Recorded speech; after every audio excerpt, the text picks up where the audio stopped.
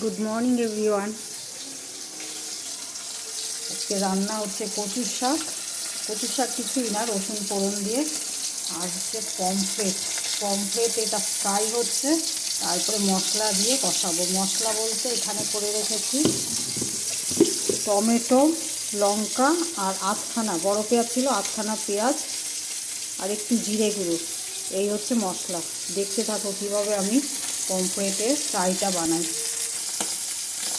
এই মাছ খুব নরম, যার জন্য আমি একটা একটা করে ভাজছি।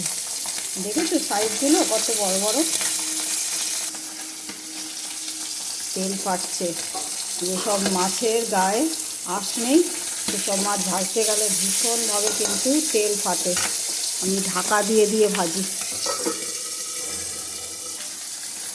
তিনটে মাছকেই সমানভাবে ভেজে নিচ্ছি।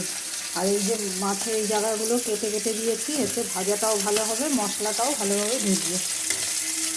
ভাজা হয়ে যাক, তারপর মশলাটা দিচ্ছি। এই তেলের মধ্যে মশলাটা কষাবো।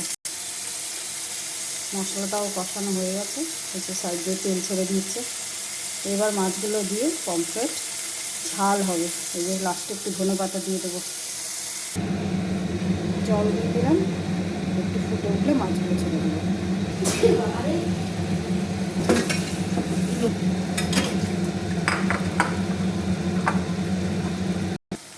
প্রায় রেডি। আর একটু শুকনো হয়ে গেলে ধনেপাতাটা দিয়েই নামিয়ে দেবো। কেমন হলো বলো রেসিপিটা? দারুণ তো হবেই। সবাই খেয়ে রিভিউ দেবে। টাটা।